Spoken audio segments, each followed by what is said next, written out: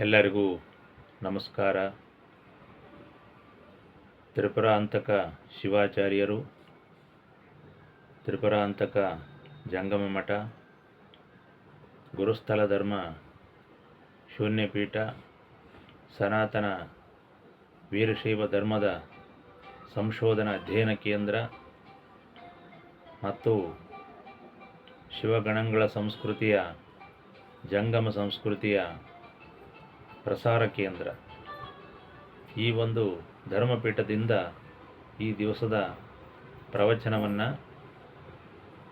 ಧರ್ಮದ ರಸದೌತಣವನ್ನು ನಾವು ನೀವೆಲ್ಲರೂ ಸೇರಿ ಸವಿಯೋಣ ಅಂತಕ್ಕಂಥ ಮಾತನ್ನು ಹೇಳ್ತಾ ಈಗ ನಮ್ಮ ಧರ್ಮ ಪ್ರವಚನವನ್ನು ಪ್ರಾರಂಭಿಸೋಣ. ಈಗ ಈ ಪ್ರಪಂಚಕ್ಕೆ ಬೇಕಾಗಿರತಕ್ಕಂಥದ್ದು ಧರ್ಮವೇ ವಿನಃ ಇನ್ಯಾವುದೂ ಅಲ್ಲ. ಧರ್ಮ ಬಿಟ್ಟು ಬೇರೆ ಯಾವುದನ್ನು ಬೋಧಿಸಿದರೂ ಕೂಡ ಇಲ್ಲಿ ಫಲಕಾರಿಯಾಗುವುದಿಲ್ಲ. ಬೇರೆ ಬೇರೆ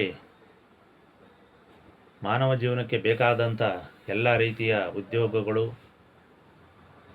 ನೀತಿ ಮಾರ್ಗಗಳು ಇದ್ದರೂ ಕೂಡ ಧರ್ಮವೇ ಪ್ರಧಾನವಾಗಿರತಕ್ಕಂಥ ನೀತಿ ಮಾರ್ಗ. ಆದ್ದರಿಂದ ನಾವು ನಮ್ಮ ಧರ್ಮಪೀಠದಿಂದ ಕೇವಲ ಧಾರ್ಮಿಕ ವಿಷಯಗಳನ್ನಷ್ಟೇ ಇಲ್ಲಿ ನಾವು ಹೆಚ್ಚು ಒತ್ತು ಕೊಟ್ಟು ಹೆಚ್ಚು ಪ್ರಧಾನವಾಗಿ ನಾವಿಲ್ಲಿ ಬೋಧನೆಯನ್ನು ಮಾಡಲಿಕ್ಕೆ ಅದು ಒಂದು ಉದ್ದೇಶವನ್ನು ಇಟ್ಕೊಂಡಿದ್ದೇವೆ. ಧರ್ಮವನ್ನು ಬಿಟ್ಟು ಬೇರೆ ಯಾವುದೂ ಕೂಡ ನೀವು ಎಷ್ಟೇ ವರ್ಷ ಏನೇ ಯಾವುದೇ ರೀತಿಯಾಗಿರ್ತಕ್ಕಂಥ ವೇದ, ಆಗಮ, ಉಪನಿಷತ್ತು, ಪುರಾಣ, ಇತಿಹಾಸ ಯಾವುದನ್ನೇ ಬೋಧನೆ ಮಾಡಿದರೂ ಕೂಡ, ಎಷ್ಟೇ ನೀತಿಯನ್ನು ಹೇಳಿದರೂ ಕೂಡ ಜನಗಳ ಮನಸ್ಸು ಧರ್ಮದಿಂದ ಮಾತ್ರ ಬದಲಾವಣೆ ಸಾಧ್ಯವಿದೆ ವಿನಃ ಇನ್ಯಾವುದೇ ರೀತಿಯಾಗಿರತಕ್ಕಂಥ ಆಸೆ ಆಮಿಷಗಳಿಂದ ಸಾಧ್ಯವಿಲ್ಲ. ಒಂದು ವೇಳೆ ರಾಜಕೀಯ ಪ್ರೇರಿತ ಲಾಭಕ್ಕಾಗಿ ಬೇರೆ ಬೇರೆ ರೀತಿಯಾಗಿರ್ತಕ್ಕಂಥ ಲೌಕಿಕವಾದ ಆಸೆಗಳನ್ನು, ಲಾಲಸೆಗಳನ್ನು ಹುಟ್ಟಿಸಿ ಬದಲಾವಣೆಯನ್ನು ತರಲು ಇಚ್ಛಿಸಿದರೂ ಕೂಡ ಅದು ತಾತ್ಕಾಲಿಕ ಆಗಿರುತ್ತೆ ವಿನಃ ಯಾವತ್ತೂ ಕೂಡ ಧರ್ಮವು ಪ್ರಥಮ ಸ್ಥಾನದಲ್ಲಿದೆ. ಪುರುಷಾರ್ಥಗಳಲ್ಲಿ ಧರ್ಮ ಮೊದಲನೇ ಸ್ಥಾನದಲ್ಲಿದೆ. ಆದ್ದರಿಂದ ಧರ್ಮವೇ ಪ್ರಧಾನವೆಂದು ನಾವು ಚೆನ್ನಾಗಿ ಮನಗಂಡಿರುವುದರಿಂದ ಧರ್ಮವನ್ನೇ ಗಟ್ಟಿಯಾಗಿ ಹಿಡ್ಕೊಂಡಿದ್ದೇವೆ. ಆದ್ದರಿಂದ ಇದನ್ನು ಧರ್ಮಪೀಠ ಅಂತಲೇ ನಾವು ಇದನ್ನು ಘೋಷಣೆ ಮಾಡಿದ್ದೇವೆ. ಅದರಲ್ಲೂ ಕೂಡ ಶಿವಗಣಗಳ ಪರಂಪರೆಯ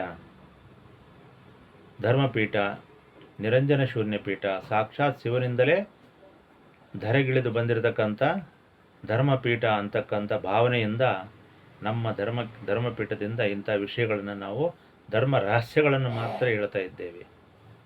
ಆದ್ದರಿಂದ ಈ ಧರ್ಮಕ್ಕೆ ತಾವೆಲ್ಲರೂ ಕೂಡ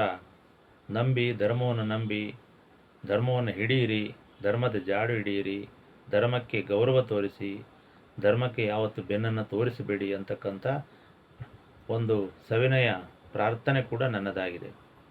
ಆದ್ದರಿಂದ ಇವತ್ತು ವಿಜ್ಞಾನ ಬೇಕಾದಷ್ಟು ಮುಂದುವರೆದಿದೆ. ಆದರೆ ಅದರಿಂದ ಆಗ್ತಕ್ಕಂಥ ಅನಾಹುತಗಳನ್ನು ತಡೆ ಹಿಡಿಯಲಿಕ್ಕೆ ಯಾವ ಮಾರ್ಗಗಳು, ಭೇದೋಪಾಯಗಳು ಇವತ್ತು ಆಗ್ತಾ ಇಲ್ಲ. ಯಾವುದೇ ಧರ್ಮಪೀಠಗಳು ಕೂಡ ಈ ದಿಶೆಯಲ್ಲಿ ಕೆಲಸವನ್ನು ಮಾಡ್ತಾ ಇಲ್ಲ. ಕೇವಲ ಅಸಹಾಯಕರಾಗಿ ಕೈ ಕಟ್ಕೊಂಡು ಕೂತ್ಬಿಟ್ಟಿದ್ದಾರೆ. 16,000 ವರ್ಷಗಳಿಂದಲೂ ಧರ್ಮ ಬಂದಿದೆ. 5,000-6,000 ವರ್ಷಗಳಿಂದಲೂ ವೇದಾಗಮಗಳು ಬಂದಿದ್ದಾವೆ. ಆದರೆ ಅವುಗಳು ಯಾವುವು ಕೂಡ ಈ ಪ್ರಪಂಚದ ಈ ಧರೆಯ ಮೇಲಿರ್ತಕ್ಕಂಥ ಜೀವಿಗಳಿಗೆ, ಅದರಲ್ಲೂ ಕೂಡ ಬುದ್ಧಿ ಪ್ರಧಾನವಾಗಿರ್ತಕ್ಕಂಥ, ವಿವೇಚನೆ, ಸಂವೇದನೆ ಪ್ರಧಾನವಾಗಿರ್ತಕ್ಕಂಥ ಈ ನರಮನುಷ್ಯರಿಗೆ ಪರಿವರ್ತನೆಯನ್ನು ಮಾಡ್ತಕ್ಕಂಥ ಯಾವುದೇ ಮಾರ್ಗಗಳು ಸಫಲಕಾರಿಯಾಗಿಲ್ಲ. ಅದು ಬಹಳ ದುರಾದೃಷ್ಟ ಅಂತ ನಾವು ಹೇಳ್ಬೋದು. ಆದ್ದರಿಂದ ಧರ್ಮ ಅಂದರೆ ಏನು ಅಂತಕ್ಕಂಥದ್ದನ್ನು ನಾನು ಪದೇ ಪದೇ ಧರ್ಮವೇ ಉಸಿರಾಗಿ, ಧರ್ಮವೇ ಊರುಗೋಲಾಗಿ ಬಂದಿರತಕ್ಕಂಥ ಈ ಒಂದು ಗುರು ಜಂಗಮ ಸಂಪ್ರದಾಯದಿಂದ ನಾನು ಧರ್ಮವನ್ನೇ ನಾನು ಬೋಧನೆ ಮಾಡ್ತಾ ಇದ್ದೇನೆ. ಯಾವುದೇ ಕಾರಣಕ್ಕೂ ಧರ್ಮದ ಕಡೆ ಜನ ಬರ್ತಾ ಇಲ್ಲ.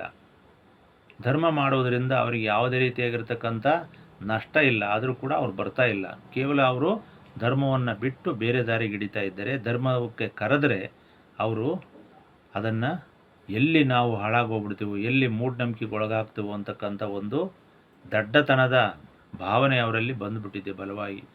ಆದರೆ ಖಂಡಿತ ಧರ್ಮದಿಂದಲೇ ವಿಶ್ವಕ್ಕೆ ಶಾಂತಿ, ಮಾನವ ಧರ್ಮಕ್ಕೆ ಜಯವಾಗಲಿ ಅಂತಕ್ಕಂಥ ರೇಣುಕಾಚಾರ್ಯರ ರಂಭಾಪರಿಪೀಠದ ಘೋಷವಾಕ್ಯ ಏನಿದೆ ಅದು ಸತ್ಯನಿತ್ಯವಾದುದು, ಸತ್ಯ ವಿನೂತನವಾದುದು. ಸರ್ವಕಾಲಕ್ಕೂ ಅಂಥ ಧರ್ಮಘೋಷ ವಾಕ್ಯವಿದೆ. ಅದನ್ನು ನೀವು ನಂಬಿ ಧರ್ಮವನ್ನು ಬಿಟ್ಟರೆ ಬೇರೆ ಯಾವ ಪಥಗಳು ಇಲ್ಲ. ಆದ್ದರಿಂದ ಧರ್ಮವು ಗಟ್ಟಿಯಾಗಿರ್ತಕ್ಕಂಥದ್ದು. ಆದರೆ ಏಕೆ ವಿಫಲವಾಯಿತು ಅಂತಕ್ಕಂಥದ್ದು ಬಹಳ ವಿಪರ್ಯಾಸ. ಎಷ್ಟು ವೇದಗಳಲ್ಲಿರತಕ್ಕಂಥದ್ದು ಜ್ಞಾನ, ವೇದ ಅಂದ್ರೇ ಜ್ಞಾನ. ಆಗಮಗಳು ಕೂಡ ಅಷ್ಟೇ, ಉಪನಿಷತ್ತು ಅಷ್ಟೇ. ಎಲ್ಲ ಕಥಾ ಸಾರಾಂಶಗಳು ಧರ್ಮಕ್ಕೆ ಸಂಬಂಧಪಟ್ಟಂಥ ಯಾವುದೇ ಉದಾಹರಣೆಗಳನ್ನು ಕೊಟ್ಟು ಕಥೆಗಳನ್ನು ಹೇಳಿ ಧರ್ಮವನ್ನು ಬಿಟ್ಟವರ ಪರಿಸ್ಥಿತಿ ಏನಾಯಿತು ಅಂತಕ್ಕಂಥ ಎಲ್ಲ ಪ್ರಸಂಗಗಳು ಇಲ್ಲಿ ಎಲ್ಲ ರೀತಿಯೂ ಬೋಧಿಸಲ್ಪಟ್ಟಿದ್ದಾವೆ. ಅನೇಕ ಗುರುವರರು ಅವರ ಜೀವಮಾನವನ್ನು ಒತ್ತೆ ಇಟ್ಟು ಧರ್ಮಕ್ಕಾಗಿ ಕಟ್ಟಾಳುಗಳಾಗಿ ಶ್ರದ್ಧೆಯಿಂದ ತಮ್ಮ ಜೀವನವನ್ನು ಸವೆಸಿ ಇವತ್ತು ಶಿವಯೋಗ ಪದವಿಯಲ್ಲಿ ನಿಶ್ಚಿಂತರಾಗಿ ಸಮಾಧಿ ಸ್ಥಿತಿಯಲ್ಲಿ ಕುಳಿತಿದ್ದಾರೆ. ಈ ಸಮಾಧಿ ಅಂತಕ್ಕಂಥ ವಿಷಯ ಬಂದ ಕೂಡಲೇ ಒಂದು ವಿಷಯ ನೆನಪಿಗೆ ಬರುತ್ತೆ. ಏನು ಸಮಾಧಿ ಅಂತಂದರೆ ಏನು ಅಂತಕ್ಕಂಥದ್ದು ಬಹಳ ಪ್ರಧಾನವಾಗಿರತಕ್ಕಂಥ ಅಂಶ. ಏನು ಸಮಾಧಿ ಅಂತಂದರೆ ಏನು ಅಂದರೆ ನಿಶ್ಚಲ ಸ್ಥಿತಿ, ನಿರ್ಮಲವಾದ ಸ್ಥಿತಿ, ನಿರಾಲಂಬವಾಗಿರ್ತಕ್ಕಂಥ ಸ್ಥಿತಿ. ಇದನ್ನು ಸಮಾಧಿ ಅಂತ ಕರಿತೀವಿ ನಾವು. ವೀರಶೈವ ಪರಿಭಾಷೆಯಲ್ಲಿ ಶಿವಯೋಗ ಸಮಾಧಿ ಅಂತೀವಿ. ಶಿವ ಜೀವರು ಐಕ್ಯವಾಗ್ತಕ್ಕಂಥ ಸ್ಥಿತಿಯನ್ನು ನಾವು ಸಮಾಧಿ ಅಂತೀವಿ. ಒಟ್ಟಾರೆಯಾಗಿ ಮನುಷ್ಯನ ಎಲ್ಲ ಗುಣಗಳನ್ನು, ಎಲ್ಲ ಮನಸ್ಸಿನ ಕ್ಲೇಶಗಳನ್ನು ಪರಿಹರಿಸಿಕೊಂಡು ಸಮಾಧಿ ಸ್ಥಿತಿಯಲ್ಲಿ ಸಮಾನ ಸ್ಥಿತಿಯಲ್ಲಿ ಸಮತ್ವವನ್ನು ಸಾಧಿಸ್ತಕ್ಕಂಥದ್ದು ಸಮಾಧಿ. ಅದರ ಹೆಸರೇ ಸಮಾಧಿ ಅಂತೇಳಿದೆ. ಆದ್ದರಿಂದ ನಮ್ಮ ದೇಶದಲ್ಲಿ ಆ ಸಮಾಧಿ ಸ್ಥಿತಿಗೆ ಒಂದು ಕಥೆಯನ್ನು ನಿರ್ಮಾಣ ಮಾಡಿದ್ದಾರೆ. ಅದು ಬಹಳ ಸ್ವಾರಸ್ಯಕರವಾಗಿರತಕ್ಕಂಥ ಕತೆ. ಅದು ತ್ರಿಪುರ ಸಂಹಾರದ ಕತೆ. ತ್ರಿಪುರ ಸಂಹಾರವನ್ನು ನಾವು ಬೇರೆ ರೀತಿಯಾಗಿ ಲೌಕಿಕ ಅರ್ಥದಲ್ಲಿ ನಾವು ಕಂಡುಕೊಂಡಿದ್ದೀವಿ. ಆದರೆ ಅದರ ಒಳ ಅರ್ಥ, ಅಂತರಾರ್ಥ, ಗೂಢಾರ್ಥ, ಗುಪ್ತಾರ್ಥ ಬೇರೆ ಇದೆ. ಈಗ ನನ್ನ ಹೆಸರನ್ನು ನಾನು ತ್ರಿಪುರಾಂತಕ ಶಿವಾಚಾರ್ಯರು ಅಂತ ಇಟ್ಕೊಂಡಿದ್ದೇನೆ. ಇದಕ್ಕೆ ಮೂಲವಾಗಿರತಕ್ಕಂಥ ಹಿನ್ನೆಲೆಯನ್ನು ಕೂಡ ನಾನು ಹೇಳಿದ್ದೇನೆ. ಹಾರನಹಳ್ಳಿಯ ಕೋಟಿಮಠದ ನೀಲಲೋಚನ ಮಹಾಸ್ವಾಮಿಗಳವರು ಈಗಿನ ಸ್ವಾಮಿಗಳಿಗಿಂತ ಹಿಂದೆ ಇದ್ದವರು. ಅವರು ಈ ಹೆಸರನ್ನು ನನಗೆ ಪ್ರದಾನ ಮಾಡಿದವರು. ಅಂದಿನಿಂದ ನನಗೆ ತ್ರಿಪುರಾಂತಕೇಶ್ವರ ಲಿಂಗದ ಬಗ್ಗೆ, ತ್ರಿಪುರಾಂತಕ ಮಠದ ಬಗ್ಗೆ, ಕಲ್ಯಾಣದ ಬಗ್ಗೆ ಬಹಳ ಜಿಜ್ಞಾಸೆ ಉಂಟಾಗಿ ಅದನ್ನು ನಾನು ಪರಿಶೋಧನೆ ಮಾಡಿದಾಗ ಆ ತ್ರಿಪುರಾಂತಕ ಲಿಂಗದ ಕತೆ ಏನು, ತ್ರಿಪುರ ಸಂಹಾರದ ಕತೆ ಏನು ಅಂತಕ್ಕಂಥದ್ದನ್ನು ನಾನು ಕಂಡುಕೊಂಡೆ. ಸಮಾಧಿ ಸ್ಥಿತಿಯೇ ತ್ರಿಪುರಾಂತಕ ಲಿಂಗದ ಕತೆ. ಮತ್ತು ಎಲ್ಲಿ ಲೋಕದಲ್ಲಿ ಮಾನವರು ಈ ತ್ರಿಗುಣಗಳನ್ನು, ಸತ್ವ ರಜ ತಮೋ ಗುಣಗಳನ್ನು ಯಾರು ಎಲ್ಲವನ್ನೂ ಕೂಡ ಹತೋಟಿ ಮಾಡಿಕೊಂಡು ಧ್ಯಾನದಿಂದ, ಶಿವನ ಧ್ಯಾನದಿಂದ ಸಮಾಧಿ ಸ್ಥಿತಿಯನ್ನು ಹೊಂದುವುದಿಲ್ಲವೋ ಆಗ ಪ್ರಪಂಚದಲ್ಲಿ ಧಾರ್ಮಿಕ ಅಧಪತನ ಮತ್ತು ಅಲ್ಲೋಲ ಕಲ್ಲೋಲ, ದ್ವೇಷ, ಮತ್ಸರ, ಕೋಪ, ಭಯ, ಅಪ್ರಸನ್ನತೆ, ಮನೋವಿಕಾರಗಳೆಲ್ಲ ಹುಟ್ಟುತ್ತವೆ ಅಂತಕ್ಕಂಥದ್ದು ಈ ತ್ರಿಪುರ ಸಂಹಾರದ ಕತೆ. ತ್ರಿಪುರಗಳು ಅಂತಂದರೆ ಒಂದು ತಾರಕಾಸುರನ ಮಕ್ಕಳಾಗಿರ್ತಕ್ಕಂಥ 3 ಜನ ಪುತ್ರರು ಬ್ರಹ್ಮನನ್ನು ಕುರಿತು ತಪಸ್ಸು ಮಾಡಿ ನಮಗೆ ಸಾವು ಬರಬಾರ್ದು ಅಂತ ಕೇಳ್ಕೊತಾರೆ. ಆದರೆ ಬ್ರಹ್ಮ ಅದು ಸಾಧ್ಯವಿಲ್ಲ, ಎಲ್ಲರಿಗೂ ಕೂಡ ಸಾವಿದೆ, ನೀವು ಯಾವ ರೀತಿ ಸಾವು ಬೇಕು ಅಂತ ಕೇಳ್ಕೊಂಡಾಗ ಅವರು ನಮಗೆ ಶಿವನ ಭಕ್ತರಾಗಿರ್ತಕ್ಕಂಥ ಶಿವನಿಂದಲೇ ನಮಗೆ ಮರಣವಾಗಬೇಕು. ಅದು ಕೂಡ ನಮ್ಮ ಇನ್ನೊಂದು ಕಂಡೀಷನ್ ಪ್ರಕಾರ ಅವರಿಗೆ 3 ತ್ರಿಪುರಗಳನ್ನು ಸೃಷ್ಟಿ ಮಾಡಿಕೊಂಡು ಮಯಾಸುರನಿಂದ ಆ 3 ಕೂಡ ಯಾವಾಗಲೂ ಸಂಚಾರ ಮಾಡ್ತಾ ಇರಬೇಕು. ಅವು ಯಾವಾಗ ಆ ತ್ರಿಪುರಗಳು ಒಂದೇ ಸಮಾನಾಂತರ ರೀತಿಯಲ್ಲಿ ಬರ್ತಾವೋ ಆಗ ಮಾತ್ರ ಅವು ಕೇವಲ ಬಹಳ ಕನಿಷ್ಠ ಸಮಯ, ಅಂದರೆ ಸ್ವಲ್ಪ ಹೊತ್ತು ಮಾತ್ರ ಅವು ಆ ರೀತಿ ನೇರ ನೆಲೆಯಲ್ಲಿ ಬರ್ತವೆ. ಆಗ ಮಾತ್ರ ಶಿವ ನಮ್ಮನ್ನು ಬಾಣ ಪ್ರಯೋಗ ಮಾಡಿ ನಮ್ಮ ತ್ರಿಪುರಗಳನ್ನು ಸಂಹಾರ ಮಾಡ್ಬೋದು, ಆಗ ನಮ್ಮ ವಧೆಯಾಗುತ್ತದೆ ಅಂತ ಅವರು ಒಪ್ಕೊತಾರೆ. ಅದೇ ರೀತಿಯಾಗಿ ಮುಂದೆ ಹೀಗೆ ಇರುವಾಗ ಅವರಲ್ಲಿ ಸಹಜವಾಗಿ ರಾಕ್ಷಸ ಗುಣಗಳು ಈ ಸಮಾಧಿ ಸ್ಥಿತಿಯನ್ನು ತಲುಪದೆ ರಾಕ್ಷಸ ಗುಣಗಳು ಬಂದಾಗ ಬ್ರಹ್ಮ ವಿಷ್ಣು ಮಹೇಶ್ವರರು ಅಂದರೆ ತ್ರಿಗುಣಗಳಿಗೆ ತ್ರಿಗುಣಗಳ ಪರಿಪಾಲನೆ ಮಾಡುತ್ತಾ ಅವುಗಳನ್ನು ನಿಯಂತ್ರಣ ಮಾಡಲಿಕ್ಕೆ ಕುಳಿತಿರ್ತಕ್ಕಂಥ ಈ ತ್ರಿಮೂರ್ತಿಗಳು ಈ ಒಂದು ಸ್ಥಿತಿಯನ್ನು ನೋಡಿ ವಿನಾಕಾರಣ ಎಲ್ಲರಿಗೂ ಕೂಡ ತೊಂದರೆಯನ್ನು, ಸಜ್ಜನರಿಗೆ ತೊಂದರೆಯನ್ನು ಕೊಡ್ತಕ್ಕಂಥ ಈ ಸ್ಥಿತಿಯನ್ನು ನೋಡಿ ಅವರು ಕೊನೆಗೆ ಈ 3 ಜನನೂ ಕೂಡ ತ್ರಿಮೂರ್ತಿಗಳು ಸೇರಿ ಸತ್ವ ರಜ ತಮೋ ಗುಣಗಳಿಗೆ ಅಧಿಪತಿಯಾಗಿರ್ತಕ್ಕಂಥವ್ರು ಸೇರಿ ಇಲ್ಲಿ ಪ್ರಧಾನವಾಗಿರ್ತಕ್ಕಂಥವನು ಶಿವ. ಅಂದರೆ ಆ ಕಾಲಕ್ಕಾಗಲೇ ರುದ್ರ ಮಹೇಶ್ವರನಾಗಿದ್ದ. ಅಂದರೆ ಬ್ರಹ್ಮ ವಿಷ್ಣು ಮಹೇಶ್ವರರು ಇವರು ಈ ಕಾಲ ತ್ರಿಮೂರ್ತಿಗಳ ಕಾಲ. ಇದು ನಾನು ಹೇಳ್ತಿರ್ತಕ್ಕಂಥದ್ದು ಶಿವನ ಕಾಲ ಬೇರೆ, ತ್ರಿಮೂರ್ತಿಗಳ ಕಾಲ ಬೇರೆ ಅಂತೇಳಿ ನಾನು ಸ್ಪಷ್ಟವಾಗಿ ಹೇಳಿದ್ದೇನೆ. ಆದ್ದರಿಂದ ಇದು ತ್ರಿಮೂರ್ತಿಗಳ ಕಾಲ. ಅಂತೂ ಇಂತೂ ತ್ರಿಮೂರ್ತಿಗಳು ತ್ರಿಗುಣಗಳಿಗೆ ಅಧಿಕಾರಿಗಳಾಗಿರ್ತಾರೆ. ಅವರು 3 ಜನ ಬಂದು ಉಪಾಯವನ್ನು ಮಾಡಿ ಕೊನೆಗೆ ಆ ಕಾಲ ಸನ್ನಿಹಿತವಾಗುತ್ತದೆ. ತ್ರಿಪುರಗಳು 3 ಸಮಾನಾಂತರ ರೇಖೆಯಲ್ಲಿ ಬರ್ತಾವೆ. ಆಗ ಇನ್ನೇನು ಬಾಣಪ್ರಯೋಗ ಮಾಡಬೇಕು ಅಂತಕ್ಕಂಥ ಒಂದು ಕಾಲ ಬರುತ್ತೆ. ಆಗ ಶಿವ ಅಂದರೆ ರುದ್ರ ಮಹೇಶ್ವರ ಸುಮ್ಮನಿರ್ತಾನೆ. ಆಗ ಗಣಪತಿ ತನ್ನ ತಂದೆಯ ಬೆರಳನ್ನು ಅಲ್ಲಾಡಿಸಿ ಎಚ್ಚರ ಮಾಡ್ತಾನೆ. ಆಗ ಮಹಾದೇವ ಎಚ್ಚರನಾಗಿ ಆ ಬಾಣಪ್ರಯೋಗವನ್ನು ಮಾಡ್ತಾನೆ. ಮಾಡಿದಾಗ ಆ 3 ಜನ ಕೂಡ ಮರಣವಂತರೆ. ಆ ತ್ರಿಪುರಗಳು ಸಂಹಾರವಾಗ್ತವೆ. ಇದು ತ್ರಿಪುರ ಸಂಹಾರದ ಹಿಂದಿನ ರಹಸ್ಯವಾಗಿರ್ತಕ್ಕಂಥ ಗುಣಗಳನ್ನು, ಸಮಾಧಿ ಸ್ಥಿತಿಯನ್ನು ಹೇಳ್ತಕ್ಕಂಥ ಸ್ಥಿತಿ. ಹೀಗಾಗಿ ಲೋಕದ ಮಾನವರು ಸಮಾಧಿ ಸ್ಥಿತಿಗೆ ಎಷ್ಟೇ ಬೋಧನೆಯನ್ನು ಮಾಡಿದಾಗ್ಯೂ, ಎಷ್ಟೇ ದೈವ ಸಾಕ್ಷಾತ್ಕಾರ ಪಡೆದಾಗ್ಯೂ, ಎಷ್ಟೇ ತಪಸ್ಸನ್ನು ಮಾಡಿದಾಗ್ಯೂ ಕೂಡ ಈ ಲೋಕದ ರಹಸ್ಯ ಧರ್ಮಾರ್ಥವನ್ನು ಪಡೆಯಲಿಕ್ಕೆ ಅನರ್ಹರಾಗಿದ್ದಾರೆ ಅಂತಕ್ಕಂಥದಕ್ಕೆ ಇದು ಒಂದು ಬಹಳ ಸ್ಪಷ್ಟವಾಗಿರ್ತಕ್ಕಂಥ ಉದಾಹರಣೆ. ಈ ದಶೆಯಲ್ಲಿ ಈ ಕಾಲದಲ್ಲಿ, ಅದರಲ್ಲೂ ಕೂಡ ಈ ಕಲಿಯುಗದಲ್ಲಿ ಸಮಾಧಿ ಸ್ಥಿತಿಯನ್ನು ಹೊಂದುವುದು, ತ್ರಿಗುಣಗಳನ್ನು ಅರ್ಥ ಮಾಡಿಕೊಳ್ತಕ್ಕಂಥದ್ದು, ಅವುಗಳನ್ನು ಹಿಡಿತದಲ್ಲಿ ಇಟ್ಟುಕೊಳ್ತಕ್ಕಂಥದ್ದು ಬಹಳ ಅಪರೂಪದ ಸಂಗತಿ ಮತ್ತು ಅದು ಬಹಳ ಕಷ್ಟ ಸಾಧ್ಯವಾಗಿದೆ.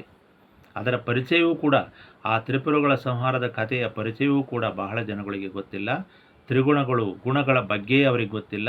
ಆಧ್ಯಾತ್ಮವಿದ್ಯೆಯಂತೂ ಅವರಿಗೆ ಕರಗತ ಆಗೇ ಇಲ್ಲ. ಆದ್ದರಿಂದ ಇಲ್ಲಿ ಶಿವಭಕ್ತಿಯ ಜೊತೆ ಅಧ್ಯಾತ್ಮದ ಈ ಒಂದು ಗುಣಗಳನ್ನು ಹೇಳಿದಿದ್ದರೆ ವಿಧಿ ಇಲ್ಲ. ಆದ್ದರಿಂದ ನಾನು ಧರ್ಮವೇ ಪ್ರಧಾನವಾಗಿರ್ತಕ್ಕಂಥ ಧರ್ಮಪೀಠವಾದ್ದರಿಂದ ಇಲ್ಲಿ ಅಂಥ ರಹಸ್ಯ ವಿಷಯಗಳನ್ನು ನಾವು ಒಂದೊಂದು ದಿವಸ ಒಂದೊಂದು ಮಾನವನ ಗುಣಗಳನ್ನು ನಿಯಂತ್ರಣ ಮಾಡಿಕೊಳ್ಳಲಿಕ್ಕೆ ಏನೇನು ಸಾಧ್ಯತೆ ಇದೆ, ಹೇಗೆ ಸಮಾಜವನ್ನು ತಿದ್ದಬಹುದು, ಹೇಗೆ ಸಮಾಜವನ್ನು ಶಾಂತಿಯೆಡೆಗೆ, ಧರ್ಮದೆಡೆಗೆ ಕೊಂಡೊಯ್ಯಬಹುದು ಅಂತಕ್ಕಂಥ ಒಂದು ಉದ್ದೇಶವನ್ನು ಇಟ್ಟುಕೊಂಡು ಇಂಥ ಪ್ರವಚನಗಳನ್ನು ಮಾಡುತ್ತಾ ಬಂದಿದ್ದೇನೆ.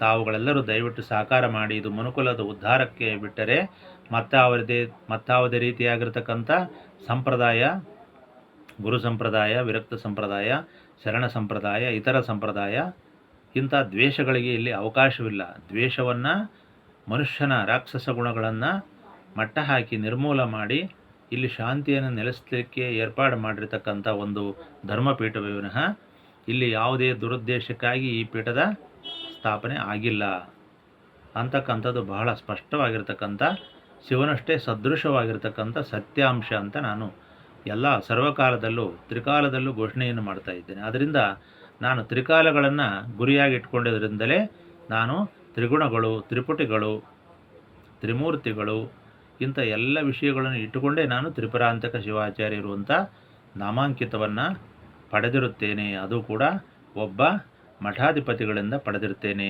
ಅಧಿಕೃತವಾಗಿ. ಆದ್ದರಿಂದ ಈ ತ್ರಿಗುಣಗಳ ಕಥೆ ಬಹಳ ದೊಡ್ಡದಿದೆ. ತ್ರಿಪುಟಿಗಳು ಜಗತ್ತಿನ ಎಲ್ಲ ವಿಷಯದಲ್ಲೂ ಜ್ಞಾನ, ಜ್ಞೇಯ, ಜ್ಞಾತೃ, ಹೀಗೆ ಎಲ್ಲ ವಿಷಯದಲ್ಲೂ ತ್ರಿಪುಟಿಗಳಿದ್ದಾವೆ. ಅದನ್ನು ನೀವು ಅಧ್ಯಾತ್ಮ ವಿದ್ಯೆಯಲ್ಲಿ ಅರಿಯಬೇಕು. ಆದ್ದರಿಂದ ಇವತ್ತಿನ ದಿವಸ ನಾನು ಹೇಳಿರ್ತಕ್ಕಂಥ ಕತೆ ಧರ್ಮ ಸ್ಥಾಪನೆಗಾಗಿ ಬಿಟ್ಟರೆ ಮತ್ತೇನೂ ಇಲ್ಲ. ಈಗ ಪ್ರಸ್ತುತ ಕಾಲಮಾನದಲ್ಲಿ ಸದ್ಯದ ಪರಿಸ್ಥಿತಿಯಲ್ಲಿ ಧರ್ಮವು ಅಧಃಪತನ ಆಗ್ತಿರತಕ್ಕಂಥ ಪರಿಸ್ಥಿತಿಯಲ್ಲಿ ಧರ್ಮವನ್ನು ಹೇಗೆ ಅಧರ್ಮ ಹುಟ್ಟಿತು, ಧರ್ಮವನ್ನು ಹೇಗೆ ಸ್ಥಾಪನೆ ಮಾಡಬೇಕು ಅಂತಕ್ಕಂಥದ್ದು ಇಲ್ಲಿ ಬಹಳ ಮುಖ್ಯವಾಗಿರ್ತಕ್ಕಂಥ ಉದ್ದೇಶ. ಆದ್ದರಿಂದ ಈಗ ಏನಾಗಿದೆ ಅಂತಂದರೆ, ಸದ್ಭಕ್ತರು ಕೂಡ, ಲಿಂಗಭಕ್ತರು, ಶಿವಭಕ್ತರು, ಸಾತ್ವಿಕರು ಎಲ್ಲರೂ ಕೂಡ ಈಗ ರಾಕ್ಷಸರ ಸಂಘವನ್ನು ಅಕ್ಷರಶಃ ಮಾಡಿದ್ದಾರೆ. ಅವರಿಗೆ ಇದರ ಬಗ್ಗೆ ಅರಿವಿಲ್ಲ.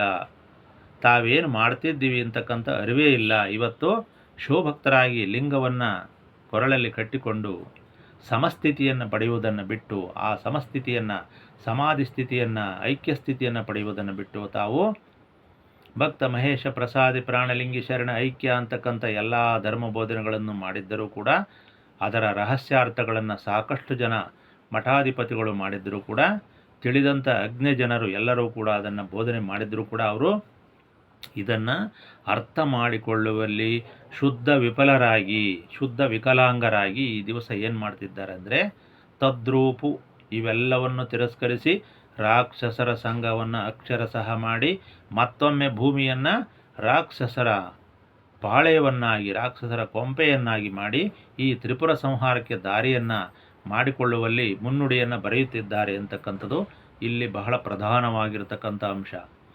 ಈಗೇನಾಗ್ತಾ ಇದೆ ಅಂತಂದರೆ, ಹಿಂದಿನ ಕಾಲದಲ್ಲಿ ಯಾರನ್ನು ನಾವು ರಾಕ್ಷಸರು ಅಂತ ಕರೀತಾ ಇದ್ದು ಆ ಸಂತತಿಯವರನ್ನು ಈ ಲಿಂಗ ಭಕ್ತರು ಈಗ ಜೊತೆ ಹಾಕಿಕೊಂಡಿದ್ದಾರೆ.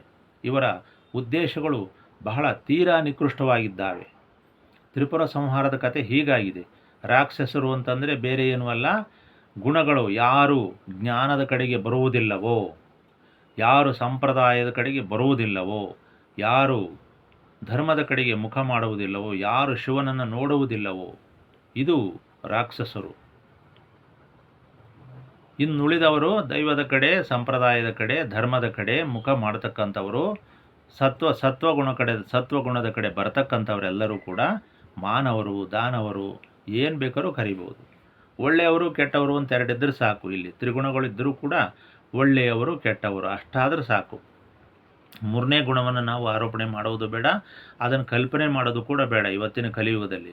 ಆದ್ದರಿಂದ ಈ ತ್ರಿಗುಣಗಳು ಯಾವ ರೀತಿ ಕೆಲಸ ಮಾಡ್ತಾ ಇದ್ದರೆ, ಮನುಷ್ಯನು ಗುಣಗಳಿಗೆ ಹೇಗೆ ದಾಸನಾಗಿ ಇಲ್ಲಿ ವರ್ತನೆ ಮಾಡ್ತಾ ಇದ್ದಾನೆ, ಪ್ರಪಂಚದ ಹಾಳಾಗುವಿಕೆಗೆ, ಪ್ರಪಂಚದ ಅವನತಿಗೆ, ನಾಶಕ್ಕೆ ಹೇಗೆ ಇವನು ಬೆನ್ನೆಲುಬಾಗಿ ನಿಂತಿದ್ದಾನೆ. ಮನುಷ್ಯರ ಮಧ್ಯೆ ಇಂಥ ಸಂಘರ್ಷಗಳು ಏರ್ಪಡಬೇಕಾದರೆ ಮನುಷ್ಯನ ಗುಣವು, ಮನುಷ್ಯನ ಮತಿಯು ಸರಿ ಇಲ್ಲದೆ ಹೋದ್ರಿಂದ ಅವನು ಧರ್ಮವನ್ನು ಬಿಟ್ಟು ಮತಿಭ್ರಮಣನಾಗಿ ಮತದ ಕಡೆ ನಿಂತಿದ್ದಾನೆ, ಪ್ರವಾದಿಗಳ ಹಿಂದೆ ಬೆನ್ನು ಬಿತ್ತಿದ್ದಾನೆ ಅಂತಕ್ಕಂಥ ಮಾತನ್ನು ನಾನು ಸರ್ವಕಾಲದಲ್ಲೂ ನಾನು ಪಠನ ಮಾಡ್ತಾನೇ ಇದ್ದೇನೆ. ಧರ್ಮ ರಹಸ್ಯ ನನಗೆ ಗೊತ್ತಾಗಿದ್ದರಿಂದ ಈ ವಿಷಯವನ್ನು ಭಾಳ ಸಾರ್ತಾ ಇದ್ದೇನೆ. ದಯವಿಟ್ಟು ಎಲ್ಲರೂ ಅರ್ಥ ಮಾಡಿಕೊಳ್ಳಿ. ಧರ್ಮವೇ ಬೇರೆ, ಮತವೇ ಬೇರೆ. ಯಾವುದೇ ಕಾರಣಕ್ಕೂ ಸಮಾಜ ಶಾಂತಿಯನ್ನು ಮತವು ಮಾಡುವುದಿಲ್ಲ. ಅದು ಮೂಲ ಧರ್ಮವನ್ನು ಬಿಟ್ಟು ಮತ್ತೊಮ್ಮೆ ಗಲಭೆಗೆ ಅವಕಾಶವನ್ನು ಮಾಡಿಕೊಡುತ್ತೆ. ಇದು ಮತಗಳ ಒಂದು ಚರ್ಯೆ. ಆದ್ದರಿಂದ ಮೂಲ ಧರ್ಮ ಎಲ್ಲ ಹಳ್ಳ ನದಿಗಳು ಎಲ್ಲ ಸೇರಿ ಸಮುದ್ರದಲ್ಲಿ ಲೀನವಾದಂತೆ ಶಿವನಲ್ಲಿ ಐಕ್ಯವಾದಾಗ ಮಾತ್ರ ಈ ಧರ್ಮ ಸಫಲವಾಗುತ್ತದೆ. ಎಲ್ಲರೂ ಕೂಡ ತಮ್ಮ ಮತ ಪ್ರವಾದಿಗಳ ಮಾತಿನಂತೆ ಧರ್ಮವನ್ನು ಬಿಟ್ಟು ಬೇರೆ ಬೇರೆ ಮತಗಳನ್ನು ಮಾಡಿಕೊಂಡು ಹೋದಂತೆಲ್ಲ ಈ ಧರ್ಮವು ಅವನತಿಯನ್ನು ಹೊಂದಿ ಕವಲ ದಾರಿಯನ್ನು ಹಿಡಿಯುತ್ತದೆ, ಮೂಲ ದಾರಿಯನ್ನು ಬಿಡುತ್ತದೆ, ಮೂಲ ಸಂಪ್ರದಾಯವನ್ನು, ಮೂಲ ಧರ್ಮವನ್ನು ಬಿಡುತ್ತದೆ. ಇಲ್ಲಿ ಐಕ್ಯವಾಗಲು, ಶಿವೈಕ್ಯವಾಗಲು ಯಾವುದೇ ವಿಷಯಗಳು ಅಲ್ಲಿ ಉಳಿಯುವುದಿಲ್ಲ. ಕವಲದಾರಿ ಹಿಡಿದ ಮೇಲೆ ಯಾವುದೇ ಕಾರಣಕ್ಕೂ ನದಿಗಳು ಏನಾಗುತ್ತೆ, ಅಲ್ಲಲ್ಲಿ ಬತ್ತಿ ಅಲ್ಲೇ ನಿರ್ನಾಮವಾಗುತ್ತವೆ. ಅದೇ ಎಲ್ಲವೂ ಕೂಡ ಒಂದೇ ಕಡೆ ದಾರಿಯನ್ನು ಮಾಡಿಕೊಟ್ಟಾಗ ಅದು ಸಮುದ್ರ ಸಾಗರವನ್ನು ಸೇರಿ ದೊಡ್ಡ ಪ್ರಮಾಣದಲ್ಲಿ ಜಲರಾಶಿಯಾಗಿ ಮನುಕುಲಕ್ಕೆ ಅನುಕೂಲವನ್ನು ಮಾಡುತ್ತದೆ, ಪರಿಸರಕ್ಕೆ ಅನುಕೂಲವನ್ನು ಮಾಡುತ್ತದೆ. ಈ ಒಂದು ಉದಾಹರಣೆಯನ್ನು ನಿಮಗೆ ಕೊಟ್ಟು ನಾನು ಈ ಧರ್ಮದ ಮೂಲವನ್ನು ಹೇಗೆ ಅಮಳೈಕೆ ಮಾಡಬೇಕು ಅಂತಕ್ಕಂಥ ವಿಷಯವನ್ನು ಇಲ್ಲಿ ನಾನು ಭಾಳ ಸೂಚ್ಯವಾಗಿ ಹೇಳ್ತಾ ಇದ್ದೇನೆ. ಆದ್ದರಿಂದ ಈ ತ್ರಿಪುರ ಸಂಹಾರದ ಕಥೆ ಹಿಂದಿನ ರಹಸ್ಯವನ್ನು ನಾನು ನಿಮಗೆ ನಿಮ್ಮ ಗುಣಗಳನ್ನು ನಿಯಂತ್ರಣ ಮಾಡಿಕೊಳ್ಳಿ ಅಂತ ಹೇಳ್ತಾ ಇದ್ದೇನೆ. ನಿಮ್ಮ ಮನವ ಸಂತೈಸಿಕೊಳ್ಳಿ, ನಿಮ್ಮ ತನುವ ಸಂತೈಸಿಕೊಳ್ಳಿ, ನೆರಮನೆಯ ದುಃಖಕ್ಕೆ ಅಳುವರ ಮೆಚ್ಚ ನಮ್ಮ ಕೂಡಲ ಸಂಗಮ ದೇವ ಅಂತ ಬಸವಣ್ಣವರು ಕೂಡ ಹೇಳಿದ್ದಾರೆ. ಲೋಕದ ಡೊಂಕ ನೀವೇಕೆ ತಿದ್ದುವಿರಿ ಅಂತಕ್ಕಂಥದ್ರ ಅರ್ಥ ಇದೆ. ಸುಮ್ಮನೆ ತಿದ್ದೋದಕ್ಕಿಂತ ನೀವೇನು ಮಾಡಿರಿ, ನಿಮ್ಮ ಮನವ, ನಿಮ್ಮ ತನುವ ಅಂದರೆ ಎರಡನ್ನೂ ಸಂತೈಸಿಕೊಂಡಾಗ ಅಲ್ಲಿ ಸಮಾಧಿ ಸ್ಥಿತಿ ತಾನಾಗಿ ಏರ್ಪಡುತ್ತೆ. ಆದರೆ ನಿಮಗೆ ಆ ಕಾಲಕ್ಕೆ ಗೊತ್ತಾಗ್ತಾ ಇಲ್ಲ. ಏನು ಮಾಡಲಿ, ಬಸವಣ್ಣ ಬಂದು ಏನು ಮಾಡೋದು, ನಾವು ನಿಮ್ಗೆ ಹೇಳಿ ಏನು ಮಾಡೋದು, 5,000 10,000 ವರ್ಷ ಪ್ರವಚನ ಮಾಡಿ ಏನು ಮಾಡೋದು, ವ್ಯರ್ಥ, ನಿರರ್ಥಕ.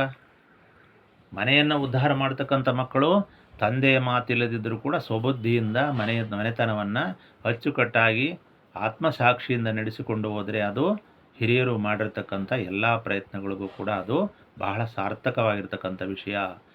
ಆದರೆ ಬಹಿರಂಗವಾಗಿ ಎಲ್ಲ ರೀತಿಯ ಬುದ್ಧಿಗಳನ್ನು ಹೇಳಿದರೂ ಕೂಡ ಅನ್ಯ ಮಾರ್ಗಕ್ಕೆ ಇಳಿಸಿದಾಗ ಆ ಮನೆಯು ಎಂದೂ ಕೂಡ ಉದ್ಧಾರ ಆಗುವುದಿಲ್ಲ. ಅದೇ ರೀತಿ ಸಮಾಜಕ್ಕೆ ಉದಾಹರಣೆಯನ್ನು ತೆಗೆದುಕೊಂಡರೂ ಕೂಡ ಸಮಾಜದಲ್ಲಿ ಬಾಳ್ತಿರ್ತಕ್ಕಂಥ ಎಲ್ಲ ಜನಗಳು ಕೂಡ ಸದುದ್ದೇಶವನ್ನು ಇಟ್ಟುಕೊಂಡು ನಾನು ಬೇರೆ ನೀನು ಬೇರೆ ಅಂತಕ್ಕಂಥ ಭೇದ ಬುದ್ಧಿಯನ್ನು ಬಿಟ್ಟು ನಾವೆಲ್ಲರೂ ಒಂದೇ, ನಮ್ಮ ಧರ್ಮವೆಲ್ಲ ಒಂದೇ ಅಂತ ಯಾವಾಗಲೂ ಕೈ ಜೋಡಿಸಿದಾಗ ಊರಿನ ತೇರನ್ನು ಧರ್ಮರಥವನ್ನು ಎಳೆಯಲು ಬಹಳ ಸಹಾಯಕವಾಗುತ್ತದೆ.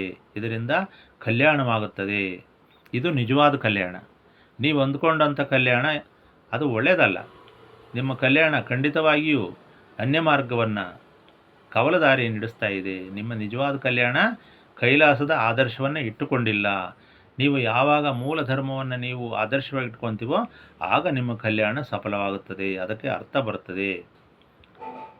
ನಿಮ್ಮ ಕಲ್ಯಾಣಕ್ಕಿಂತ ಎಷ್ಟೋ ಕಲ್ಯಾಣಗಳು ಮೊದಲೇ ಇದ್ದಾವೆ. ಬಳ್ಳಿಗಾವಿಯು ಪ್ರಥಮ ಕಲ್ಯಾಣವಾಗಿತ್ತು ಅಂತಕ್ಕಂಥದ್ದು ನಿಮಗೆ ಗೊತ್ತಿಲ್ಲ, ತಿಳ್ಕೊಳ್ಳಿ. ಆದ್ದರಿಂದ ಇಂಥ ಒಂದು ಸಮಾಧಿ ಸ್ಥಿತಿಯನ್ನು ತಲುಪಬೇಕಾದರೆ ಈ ತ್ರಿಗುಣಗಳನ್ನು, ಸತ್ವ ರಜ ತಮೋ ಗುಣಗಳನ್ನು ಹತೋಟಿ ಮಾಡಿಟ್ಕೋಬೇಕು. ಏಕ ಸಮಾಧಿ ಸ್ಥಿತಿಗೆ ಬರಬೇಕಾದ್ರೆ ಈ ಗುಣಗಳು ಮೊದಲು ಹೋಗಬೇಕು, ಸಮಸ್ಥಿತಿಗೆ ಬರಬೇಕು. ಆಗ ಮಾತ್ರ ನಿಮಗೆ ಧರ್ಮ ಸಫಲವಾಗುತ್ತದೆ, ನಿಮ್ಮ ಜೀವನದ ಉದ್ದೇಶ ಸಫಲವಾಗುತ್ತದೆ. ಗುಣಗಳಿಗೆ ದಾಸರಾದರೆ ಎಂದೂ ಕೂಡ ನಿಮಗೆ ಸಿದ್ಧಿ ಸಾಧ್ಯವಿಲ್ಲ. ನೀವು ಲಿಂಗ ಕಟ್ಕೊಂಡ್ರೂ ಅಷ್ಟೇ, ವಚನ ಹೇಳಿದರೂ ಅಷ್ಟೇ, ಶರಣರನ್ನು ಹೊಗಳಿದ್ದು ಏನು ಮಾಡಿದರೂ ಕೂಡ ನಿಮಗೆ ಸಾಧ್ಯವಿಲ್ಲ. ಇದು ಸತ್ಯ ಸತ್ಯ ಸತ್ಯ. ಆದ್ದರಿಂದ ಇದೆಲ್ಲವನ್ನು ಬಿಟ್ಟು, ರಾಕ್ಷಸರ ಸಂಘವನ್ನು ಬಿಟ್ಟು, ಪ್ರಾಣಿ ಹಿಂಸಕರ ಸಂಘವನ್ನು ಬಿಟ್ಟು ನೀವು ಸಾತ್ವಿಕರಾಗಿ ಸತ್ವಗುಣದ ಕಡೆ ಬನ್ನಿ. ಸಾತ್ವಿಕ ಆಹಾರವನ್ನು ತಗೊಳ್ಳಿ. ಆಹಾರಗಳಲ್ಲೂ ಸತ್ವರಜ ತಮೋ ಆಹಾರಗಳಿದ್ದಾವೆ. ಗುಣಗಳಲ್ಲಿಯೂ ಅದೇ ರೀತಿ. ಆದ್ದರಿಂದ ಈ ತ್ರಿಗುಣಗಳು ಎಲ್ಲ ಕಡೆ ಕೆಲಸ ಮಾಡ್ತವೆ. ನಿಮಗೆ ಗೊತ್ತಿಲ್ಲ, ಆಧ್ಯಾತ್ಮ ವಿದ್ಯೆ ನಿಮಗೆ ಕರಗತವಾಗಿಲ್ಲ. ಆದ್ದರಿಂದ ಈ ರೀತಿ ಭ್ರಷ್ಟರಾಗಿದ್ದೀರಿ ಅಂತಕ್ಕಂಥ ಧರ್ಮ ಸಂದೇಶವನ್ನು ಹೇಳ್ತಾ ಇವತ್ತಿನ ಪ್ರವಚನವನ್ನು ಮುಗಿಸೋಣ. ಎಲ್ಲರಿಗೂ ನಮಸ್ಕಾರ. ಈ ತ್ರಿಗುಣಗಳನ್ನು, ತ್ರಿಪುರ ಸಂಹಾರದ ಕಥೆಯನ್ನು ನೀವು ಚೆನ್ನಾಗಿ ಅರ್ಥ ಮಾಡ್ಕೊಳ್ಳಿ. ತ್ರಿಮೂರ್ತಿಗಳು ಹುಟ್ಟಿದ ಉದ್ದೇಶ ಹೀಗಿದೆ ವಿನಃ ಅವರು ವ್ಯಕ್ತಿಗಳಲ್ಲ, ಅವರು ತತ್ವರೂಪಕರು. ಯಾವುದೇ ಬ್ರಹ್ಮ ವಿಷ್ಣು ಮಹೇಶ್ವರರು ಅವರನ್ನು ವ್ಯಕ್ತಿಗಳು ಅಂತ ಯಾವತ್ತೂ ಅಂದ್ಕೋಬೇಡಿ, ತಪ್ಪು ತಿಳ್ಕೋಬೇಡಿ. ಸನಾತನ ಧರ್ಮ ನಿಮಗೆ ಕೆಟ್ಟದ್ದು ಮಾಡಿಲ್ಲ. ನೀವು ಇಷ್ಟಾದರೂ ಉಳಿದಿದ್ದೀರಿ ಅಂದರೆ ಸನಾತನ ಧರ್ಮದ ಕೊಡುಗೆ ವಿನಃ ಮತ್ತೇನೂ ಅಲ್ಲ ಅಂತಕ್ಕಂಥ ಸೂಕ್ಷ್ಮ ವಿಷಯವನ್ನು ನಿಮಗೆ ಹೇಳ್ತಾ ಇದ್ದೇನೆ. ನೀವು ನಿಜವಾಗ್ಲೂ ಮನುಷ್ಯರಾಗಿದ್ದರೆ, ಮನುಷ್ಯರ ಹೊಟ್ಟೆಯಲ್ಲಿ ಹುಟ್ಟಿದ್ದೇ ಆಗಿದ್ದರೆ, ಅನ್ನವನ್ನು ತಿನ್ನುವುದೇ ಆಗಿದ್ದರೆ ಈ ವಿಷಯವನ್ನು ಅರ್ಥ ಮಾಡಿಕೊಳ್ಳಿ ಅಂತಕ್ಕಂಥ ಒಂದು ನಿಷ್ಠುರ ವಿಷಯದಿಂದ ಧರ್ಮದ ರಹಸ್ಯವನ್ನು ನಿಮಗೆ ಹೇಳ್ತಾ ಇವತ್ತಿನ ಧರ್ಮ ಪ್ರವಚನವನ್ನು ಮುಕ್ತಾಯ ಮಾಡೋಣ. ಎಲ್ಲರಿಗೂ ನಮಸ್ಕಾರ.